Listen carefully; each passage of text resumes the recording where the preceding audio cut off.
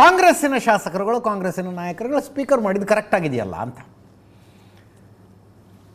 ಪ್ರದೀಪ್ ಈಶ್ವರ್ ಹೇಳ್ತಾರೆ, ಆ ದೈತ್ಯಾಕಾರದ ಜೀವಗಳನ್ನು ಹೆಂಗೆ ಹೊರೋದು, ಒಬ್ಬರನ್ನ 12 ಜನ ಹೊತ್ಕೊಂಡು ಬಂದಿದ್ದಾರೆ ಅಂತ ಪ್ರದೀಪ್ ಈಶ್ವರ್. ಎಂ ಬಿ ಪಾಟೀಲರು ಮಾತಾಡಿದ್ದಾರೆ, ಅನೇಕರು ಮಾತಾಡಿದ್ದಾರೆ, ಕೇಳಿಸ್ಕೊಳ್ಳಿ.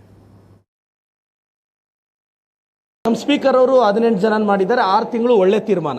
ನಾನು ಒಂದು 50 ಜನ ಮಾಡ್ತಾರೆ ಅಂತ ಎಕ್ಸ್ಪೆಕ್ಟೇಷನ್ ಅಲ್ಲಿ ಕೂತಿದ್ದೆ. ಸ್ಪೀಕರ್ ನಿಷ್ಪಕ್ಷಪಾತವಾಗಿ ಅವ್ರ ಚೇರ್ಗೆ ಜಸ್ಟಿಸ್ ಕೊಟ್ಟಿದ್ದಾರೆ ಅಂತ ನನಗನ್ಸಿದೆ. ಅಂದ್ರೆ ಸದನದಲ್ಲಿ ಯಾರು ಮಧ್ಯದಲ್ಲಿ ಮಾತಾಡಕ್ಕೆ ಹೋದ್ರು ಸ್ಪೀಕರ್ ತಡೀತಾರೆ. ಇವತ್ತು ಮಧ್ಯದಲ್ಲಿ ಅಡಚಣೆ ಮಾಡಿದ್ರು, ಅದಕ್ಕೆ 6 ತಿಂಗಳು ಸಸ್ಪೆಂಡ್ ಮಾಡಿದ್ದಾರೆ. BJP ಅವ್ರಿಗೆ ಐಡಿಯಾಲಜಿಕಲಿ ಫೈಟ್ ಮಾಡೋದು ಕಲೀರಿ. BJP IT ಸೆಲ್ನ ಚೇಂಜ್ ಮಾಡಿ, BJP ಟ್ವಿಟರ್ ಮಹಾಪ್ರಭುಗಳನ್ನ ಎತ್ತಿ ಬಿಸಾಕಿ. ಇವತ್ತು ನಮ್ಮ ಸೆಷನಲ್ಲಿ ಸ್ಪೀಕರ್ ಅವ್ರು ಎತ್ತಿ ಆಚೆ ಹಾಕಿದ್ರಲ್ಲ BJP ಅವ್ರನ್ನ, ಹಂಗೆ BJP IT ಸೆಲ್ನು ಎತ್ತಿ ಆಚೆ ಹಾಕಿದ್ರೆ ಅವ್ರಿಗೆ ಬುದ್ಧಿ ಬರುತ್ತೆ ಅಂತ ಹೇಳ್ತೀನಿ. Thank you sir. ಆ ದೈತ್ಯಾಕಾರದ ಜೀವಗಳನ್ನ ಯಾರು ಅವ್ರವರು ಅವ್ರು ಯಾರೋ ಒಬ್ಬರನ್ನ 12 ಜನ ಹೊತ್ಕೊಂಡು ಹೋಗಿದ್ದಾರೆ, ಆದರೂ ಸ್ಲಿಪ್ ಆಗ್ತಿದ್ದಾರೆ. ಗೌರವಾನ್ವಿತ ಸ್ಪೀಕರ್ ಅವರು ಏನಿದ್ದಾರೆ ಸರಿಯಾದ ನಿರ್ಣಯ ಅಂತ ತೆಗೆದುಕೊಂಡಿದ್ದಾರೆ. ಇವರು ಹಾಳೆಗಳನ್ನ ಹರಿದಾಕುವಂಥದ್ದು, ಹೋಗಿ ಸ್ಪೀಕರ್ ಪಕ್ಕ ಸಿಕ್ಕ ನಿಂತು ತುರುಸ ಗಲಾಟೆ ಮಾಡುವಂಥದ್ದು, ಮೇಲೆ ಹತ್ತು ಹೋಗಿದ್ದಾರೆ. ಇವರು ಕೆಳಗಡೆ ಎಲ್ಲ ಮೇಲೆ ಹತ್ತು ಹೋಗಿದ್ದಾರೆ. ಸ್ಪೀಕರ್ ಅವರು ಸರಿಯಾದ ಕ್ರಮ ಕೈಗೊಂಡಿದ್ದಾರೆ. ಈ ನಿರ್ಣಯವನ್ನು ತೆಗೆದುಕೊಳ್ಳೋದು ಅನಿವಾರ್ಯವಾಯಿತು. ವೈಯಕ್ತಿಕವಾಗಿ ಅವರ ತೀರ್ಮಾನ ಅಲ್ಲ. ಆ ಸ್ಪೀಕರ್ ಸ್ಥಾನವನ್ನು, ಆ ಪೀಠದ ಗೌರವವನ್ನು ಎತ್ತಿ ಹಿಡಿಯುವಂಥ ಕೆಲಸ ಮಾಡಿದ್ದಾರೆ. ಸ್ಪೀಕರ್ ಸ್ಥಾನಕ್ಕೆ, ಆ ಚೇರ್ಗೆ ಅಗೌರವ ತರಿಸೋದು ಅದು ಯಾರಿಗೂ ಸರಿಯಿಲ್ಲ.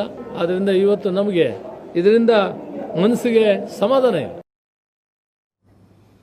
ಇನ್ನು ಸ್ಪೀಕರ್ UT ಖಾದರ್ ಅವರು, ಸದನದಲ್ಲಿ ಇಂಥ ಘಟನೆ ನಡೆದದ್ದು ದುರದೃಷ್ಟಕರ. ಸಂವಿಧಾನದ ಪರವಾಗಿ ನಾನು ತೀರ್ಮಾನ ತಗೊಂಡಿದ್ದೀನಿ, ನ್ಯಾಯ ಅನ್ಯಾಯದ ತೀರ್ಮಾನವನ್ನು ಜನ ಮಾಡ್ತಾರೆ ಎಂದರು.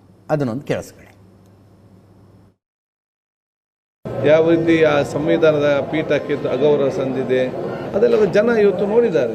ನ್ಯಾಯ ಅನ್ಯಾಯವನ್ನು ತೀರ್ಮಾನಿಸುವಂಥ ಒಂದು ಜವಾಬ್ದಾರಿಯನ್ನು ಈ ರಾಜ್ಯದ ಜನತೆ ಅದು ವಹಿಸಿದ ವಿಶ್ವಾಸ ನನಗಿದೆ. ನಾನು ಮಾತ್ರ ಸಂವಿಧಾನ ಪರವಾಗಿ ನಾನು ನಿಂತು ನನ್ನ ಕೆಲಸವನ್ನು ಮಾಡಿದ್ದೇನೆ. ಯಾವ ರೀತಿ ಆ ಸಂವಿಧಾನದ ಪೀಠಕ್ಕೆ ಅಗೌರವ ಸಂದಿದೆ ಅದೆಲ್ಲ ಜನ ಇವತ್ತು ನೋಡಿದ್ದಾರೆ. ನ್ಯಾಯ ಅನ್ಯಾಯವನ್ನು ತೀರ್ಮಾನಿಸುವಂಥ ಒಂದು ಜವಾಬ್ದಾರಿಯನ್ನು ಈ ರಾಜ್ಯದ ಜನತೆ ಅದು ವಹಿಸಿದ ವಿಶ್ವಾಸ ನನಗಿದೆ. ನಾನು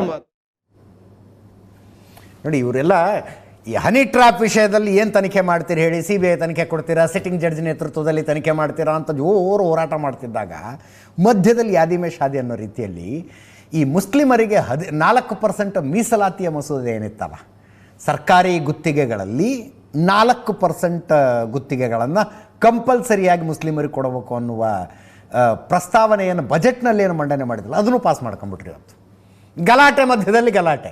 BJP ಅವ್ರಿಗೆ ಹನಿ ಟ್ರ್ಯಾಪ್ ವಿಷಯದಲ್ಲಿ ಪ್ರತಿಭಟನೆ ಮಾಡಬೇಕಾ, ಅದರಲ್ಲಿ ಪ್ರತಿಭಟನೆ ಮಾಡಬೇಕಾ, ಎಲ್ಲ ಕಲಸು ಮೇಲೋಗರಾಗ್ಬಿಟ್ಟಿತ್ತು.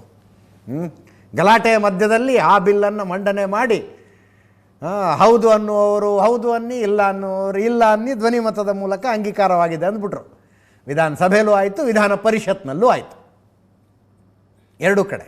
ಇದನ್ನ ಎಷ್ಟೋ ತನಕ ತೋರಿಸಿದ್ದು ಬರೀ ವಿಧಾನಸಭೆದ್ದಿದ್ದು. ವಿಧಾನ ಪರಿಷತ್ತಿನೊಂದು ಬೇರೆ ಇದೆ, ಅಲ್ಲೊಂದು ಸುತ್ತಿನ ಹಂಗಾಮ. ಅಲ್ಲೂ ಮುಖ್ಯಮಂತ್ರಿಗಳ ಉತ್ತರ ಇತ್ತು.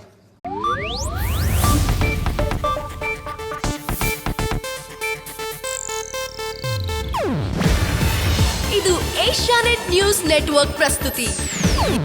ನೀವು ನೋಡ್ತಿದ್ದೀರಾ ಏಷ್ಯಾನೆಟ್ ಸುವರ್ಣ ನ್ಯೂಸ್.